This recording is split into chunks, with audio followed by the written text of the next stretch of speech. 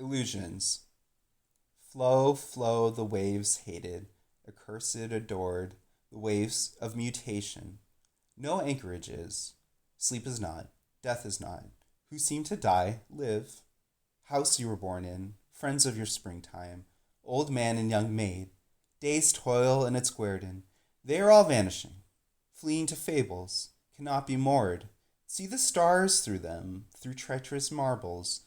Know the stars yonder, the stars everlasting are fugitive also, and emulate vaulted the lambent heat lightning and firefly's flight. When thou dost return on the wave circulation, beholding the shimmer, the wild dissipation, and out of endeavor to change into flow, the gas becomes solid, and phantoms and nothings return to be things, and endless imbroglio is law and the world. Then first shalt thou know that in the wild turmoil, horsed on the Proteus, thou ridest to power and to endurance. Some years ago, in company with an agreeable party, I spent a long summer day in exploring the Mammoth Cave in Kentucky. We traversed through spacious galleries, affording a solid masonry foundation for the town and county overhead, the 6 or 8 black miles from the mouth of the cavern to the innermost recess, which tourists visit, a niche or grotto made of one seamless stalactite and called, I believe, Serena's Bower. I lost the light of one day. I saw high domes and bottomless pits, heard the voice of unseen waterfalls, paddled 3/4 of a mile in the deep Echo River, whose waters are peopled with the blind fish, crossed the streams of Lethe and Styx, plied with music and guns the echoes in these alarming galleries, saw every form of stalagmite and stalactite in the sculptured and fretted chambers, icicle, orange flower, acanthus, grape, and snowball. We shot Bengal lights into the vaults and groins of the Sperry cathedrals, and examined all the masterpieces which the 4 combined engineers, water, limestone, gravitation, and time, could make in the dark. The mysteries and scenery of the cave had the same dignity that belongs to all natural objects, and which shames the fine things to which we foppishly compare them. I remarked especially the mimetic habit with which nature on new instruments hums her old tunes, making night to mimic day, and chemistry to ape vegetation. But I then took notice, and still chiefly remember, that the best thing which the cave had to offer was an illusion. On arriving at what is called the Star Chamber, our lamps were taken from us by the guide, and extinguished or put aside, and on looking upwards I saw or seemed to see the night heaven thick with stars glimmering more or less brightly over our heads, and even what seemed a comet flaming among them. All the party were touched with astonishment and pleasure. Our musical friends sung with much feeling a pretty song, "The stars are in the quiet sky," etc., and I sat down on the rocky floor to enjoy this serene picture. Some crystal specks in the black ceiling high overhead, reflecting the light of a half-hid lamp, yielded this magnificent effect. I own I did not like the cave so well for eking out its sublimities with this theatrical trick, but I have had many experiences like it, before and since, and we must be content to be pleased without too curiously analyzing the occasions. Our conversation with nature is not just what it seems. The cloud rack, the sunrise and sunset glories, rainbows, and northern lights are not quite so spheral as our childhood thought them, and the part of our organization plays in them is too large. The senses interfere everywhere, and mix their own structure with all they report of. Once we fancy the earth a plane and stationary. In admiring the sunset, we do not yet deduct the rounding, coordinating pictorial powers of the eye. The same interference from our organization creates the most of our pleasure and pain. Our first mistake is the belief that the circumstance gives the joy which we give to the circumstance.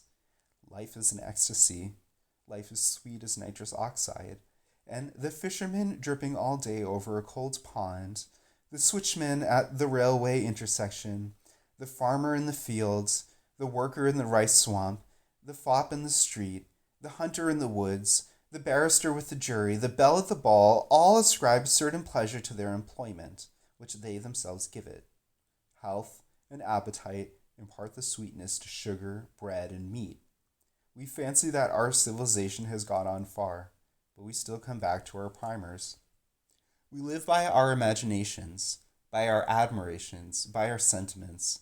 The child walks amid heaps of illusions, which he does not like to have disturbed. The boy, how sweet to him is his fancy! How dear the story of barons and battles! What a hero he is, whilst he feeds on his heroes! What a debt is his to imaginative books! He has no better friend or influence than Scott, Shakespeare, Plutarch, and Homer. The man lives to other objects, but who dare affirm that they are more real? Even the prose of the streets is full of refractions. In the life of the dreariest alderman, fancy enters into all detail, and colours them with rosy hue. He imitates the air and actions of people whom he admires, and is raised in his own eyes. He pays a debt quicker to a rich man than to a poor man. He wishes the bow and compliment of some leader in the state or in society, weighs what he says. Perhaps he never comes near to him for that, but dies at last better contented for this amusement of his eyes and fancy. The world rolls, the din of life is never hushed. In London, in Paris, in Boston, in San Francisco, the carnival, the masquerade is at its height. Nobody drops his domino. The unities, the fictions of the piece, it would be an impertinence to break. The chapter of fascinations is very long. Great is paint. Nay, God is the painter, and we rightly accuse the critic who destroys too many illusions. Society does not love its unmaskers. It was unwittingly, if somewhat bitterly, said by D'Alembert, qu'un état de vapeur était un été très fâcheux, parce que nous faisait voir les choses comme elles sont. I find men victims of illusion in all parts of life. Children, youths, adults, and old men all are led by one bauble or another. Yoganidra, the goddess of illusion, Proteus or Momus, or Gilfie's mocking, for the power has many names, is stronger than the Titans, stronger than Apollo. Few have overheard the gods or surprised their secret. Life is a succession of lessons which must be lived to be understood. All is riddle, and the key to a riddle is another riddle. There are as many pillows of illusions as flakes in a snowstorm. We wake from one dream into another dream. The toys, to be sure, are various and are graduated in refinement to the quality of the dupe. The intellectual man requires a fine bait. The sots are easily amused. But everybody is drugged with his own frenzy, and the pageant marches at all hours with music and banner and badge. Amid the joyous troop who give in to the charivari comes now and then a sad-eyed boy, whose eyes lack the requisite refractions to clothe the show and do glory, and who is afflicted with a tendency to trace home the glittering miscellany of fruits and flowers to one root. Science is a search after identity, and the scientific whim is lurking in all corners. At the state fair, a friend of mine complained that all the varieties of fancy pears in our orchard seem to have been selected by somebody who had a whim for a particular kind of pear, and only cultivated such as had that perfume. They were all alike. And I remember the quarrel of another youth with the confectioners that, when he racked his wit to choose the best comfits in the shops, in all the endless varieties of sweetmeat, he could only find 3 flavors or 2. What then? Pears and cakes are good for something.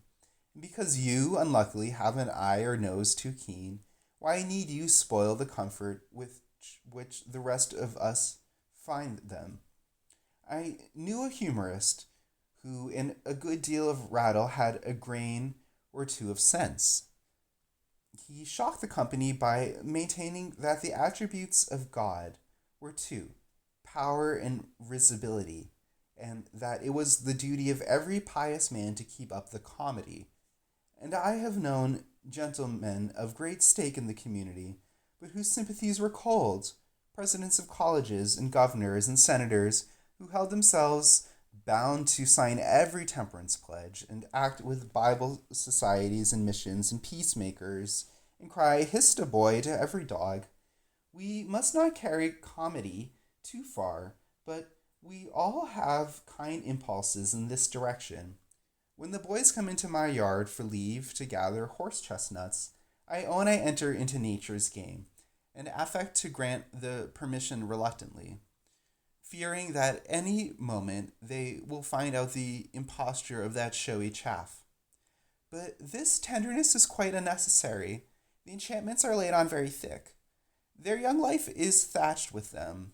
Bare and grim to tears is the lot of the children in the hovel I saw yesterday, yet not the less they hung it round with frippery romance, like the children of the happiest fortune, and talked of the dear cottage where so many joyful hours had flown. Well, this thatching of hovels is the custom of the country. Women, more than all, are the element and kingdom of illusion. Being fascinated, they fascinate. They see through Claude Lorraine's, and how dare anyone, if he could pluck away the coulisses, stage effects, and ceremonies by which they live. Too pathetic, too pitiable is the region of affection, and its atmosphere always liable to mirage. We are not very much to blame for our bad marriages. We live amid hallucinations, and this especial trap is laid to trip up our feet with, and all are tripped up first or last. But the mighty mother, who had been so sly with us, as if she felt that she owed some indemnity, insinuates into the Pandora box of marriage some deep and serious benefits, some great joys. We find a delight in the beauty and happiness of children that makes the heart too big for the body. In the worst assorted connections, there is ever some mixture of true marriage. Teague and his jade get some relations of mutual respect, kindly observation and fostering of each other, learn something, and would carry themselves wiselier if they were now to begin. 'Tis fine for us to point out one or another fine madman as if there were any exempts. The scholar in his library is none. I, who have all my life heard any number of orations and debates, read poems and miscellaneous books, conversed with many geniuses, am still the victim of any new page. And if Marmaduke or Hugh or Moosehead or any other invent a new style or mythology, I fancy that the world will be all brave and right if dressed in these colors, which I had not thought of. Then at once I will daub with this new paint, but it will not stick. 'Tis like the cement which the peddler sells at his door. He makes broken crockery hold with it, but you can never buy of him a bit of the cement which will make it hold when he is gone. Men who make themselves felt in the world avail themselves of a certain fate in their constitution, which they know how to use, but they never deeply interest us, unless they lift a corner of the curtain, or betray never so slightly their penetration of what is behind it. 'Tis the charm of practical men, that outside of their practicality are a certain poetry and play, as if they led the good horse power by the bridle, and preferred to walk, though they can ride so fiercely. Bonaparte is intellectual, as well as Caesar, and the best soldiers, sea captains, and railway men have a gentleness, when off duty, a good-natured admission that there are illusions, and who shall say that he is not their sport? We stigmatize the cast-iron fellows who cannot so detach themselves as dragon-ridden, thunder-stricken, and fools of fate with whatever power is endowed. Since our tuition is through emblems and indirections, 'tis well to know that there is method in it, a fixed scale, and rank above rank in the phantasms.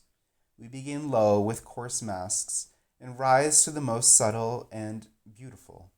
The red men told Columbus they had an herb which took away fatigue, but he found the illusion of arriving from the east of the Indies more composing to his lofty spirit than any tobacco. Is not our faith in the impenetrability of matter more sedative than narcotics?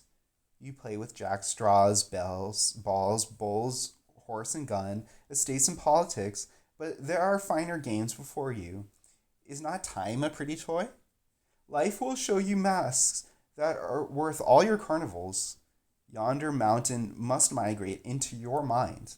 The fine stardust and nebulous blur in Orion The pretentious year of Mizar and Alcor must come down and be dealt with in your household thought.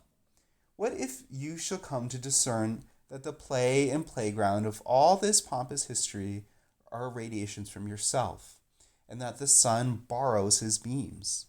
What terrible questions we are learning to ask. The former men believed in magic, by which temples, cities, and men were swallowed up, and all trace of them gone. We are coming on the secret of a magic which sweeps out of men's minds all vestige of theism and beliefs upon which they and their fathers held and were previously framed. There are deceptions of the senses, deceptions of the passions, and the structural beneficent illusions of sentiment of the intellect. There is the illusion of love, which attributes to the beloved person all which that person shares with his or her family, sex, age, or condition, nay, with the human mind itself. 'Tis these which the lover loves, and Anna Matilda gets the credit of them, as if one shut up always in a tower, with one window, through which the face of heaven and earth could be seen, should fancy that all the marvels he beheld belonged to that window. There is the illusion of time, which is very deep. Who has disposed of it? Or come to the conviction that what seems the succession of thought is only the distribution of wholes into causal series. The intellect sees that every atom carries the whole of nature, that the mind opens to omnipotence, that, in the endless striving it ascends, the metamorphosis is entire, so that the soul doth not know itself in its own act, when that act is perfected. There is illusion that shall deceive even the elect. There is illusion that shall deceive even the performer of the miracle. Though he make his body, he denies that he makes it. Though the world exists from thought, thought is daunted in presence of the world. One after the other we accept the mental laws, still resisting those which follow, which, however, must be accepted. But all our concessions only compel us to new profusion, and what avails it that science has come to treat space and time as simply forms of thought, and the material world as hypothetical, and with all our pretension of property and even of selfhood are fading with the rest, if, at last, even our thoughts are not finalities, but the incessant flowing and ascension reach these also, in each thought, which yesterday was a finality, today is yielding to a larger generalization? With such volatile elements to work in, 'tis no wonder if our estimates are loose and floating. We must work and affirm, and we have no guess of the value of what we say or do. The cloud is now as big as your hand, and now it covers a country. That story of Thor who was set to drain the drinking horn in Asgard, and to wrestle with the old woman, and to run with the runner Loke, and presently found that he had been drinking up the sea, and wrestling with time, and racing with thought, describes us who are contending with these seeming trifles, with the supreme energies of nature. We fancy we have fallen into bad company, and squalid condition, low debts, shoe bills, broken glass to pay for, pots to buy, butcher's meat, sugar, milk, and coal. Set me some great task, you gods, and I shall show my spirit.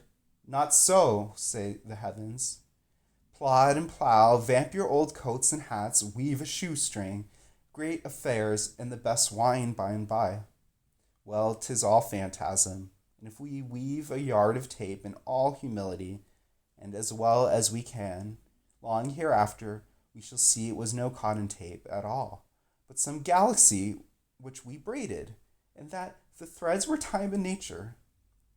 We cannot write the order of the variable winds. How can we penetrate the law of our shifting moods and susceptibility? Yet they differ as all in nothing. Instead of the firmament of yesterday, which our eyes require, it is today an eggshell which coops us in. We cannot even see what or where our stars of destiny are. From day to day, the capital facts of human life are hidden from our eyes. Suddenly the mist rolls up and reveals them, and we think how much good time is gone that might have been saved had any hint of these things been shown. A sudden rise in the road shows us the system of mountains and all the summits, which have been just as near us all the year. but quite out of mind. But these alterations are not without their order, and we are parties to our various fortune. If life seem a succession of dreams, yet poetic justice is done in dreams also. The visions of good men are good. It is the undisciplined will that is whipped with bad thoughts and bad fortunes. When we break the laws, we lose our hold on the central reality. Like sick men in hospitals, we change only from bed to bed, from one folly to another, and it cannot signify much what becomes of such castaways, wailing, stupid, comatose creatures, lifted from bed to bed, from the nothing of life to the nothing of death. In this kingdom of illusions, we grope eagerly for stays and foundations.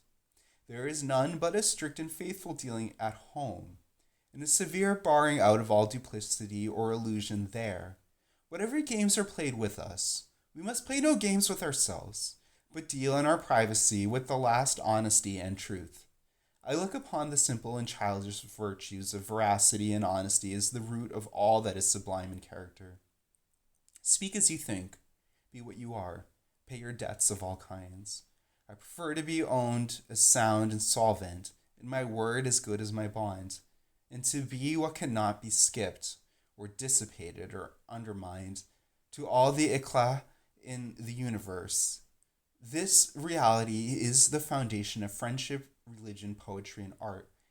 At the top or at the bottom of all illusions, I set the cheat which still leads us to work and to live for appearances, in spite of our conviction, in all sane hours, that it is what we really are that avails with friends, with strangers, and with fate or fortune. One would think, from the talk of men, that riches and poverty were a great matter, and our civilization mainly respects it. But the Indians say that they do not think the white man, with his brow of care, always toiling, afraid of heat and cold, and keeping within doors, has any advantage of them. The permanent interest of every man is never to be in a false position, but to have the weight of nature to back him in all that he does. Riches and poverty are a thick or thin costume, and our life, the life of all of us, identical, for we transcend the circumstance continually, and taste the real quality of existence as in our employments, which only differ in the manipulations, but express the same laws, or in our thoughts, which wear no silks and taste no ice creams. We see God face to face every hour and know the savor of nature. The early Greek philosophers Heraclitus and Xenophanes measured their force on the problem of identity. Diogenes of Apollonia said that unless the atoms were made of one stuff, they could never blend and act with one another. But the Hindus, in their sacred writing, express the liveliest feeling, both of the essential identity and of that illusion which they conceive variety to be. The notions I am, and this is mine, which influence mankind, are but delusions of the mother of the worlds. Dispel, O Lord of all creatures, the conceit of knowledge which proceeds from ignorance, and the beatitude of men they hold to lie in being freed from fascination.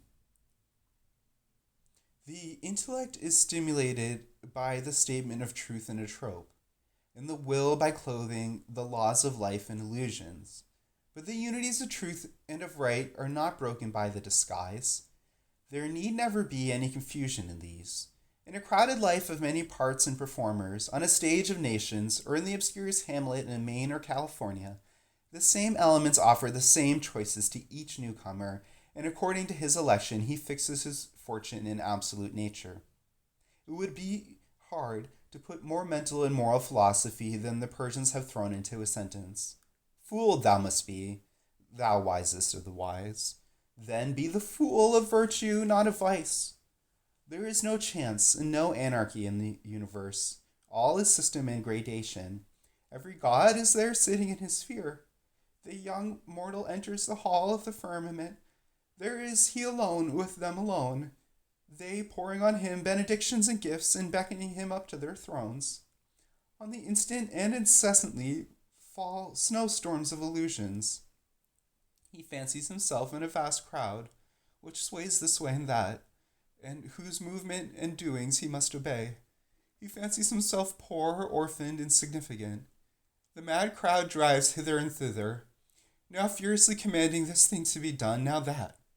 What is he that he should resist their will, and think or act for himself? Every moment new changes and new shower of deceptions to baffle and distract him. And when, by and by, for an instant the air clears, and the cloud lifts a little, there are the gods still sitting around him on their thrones, they alone with him alone,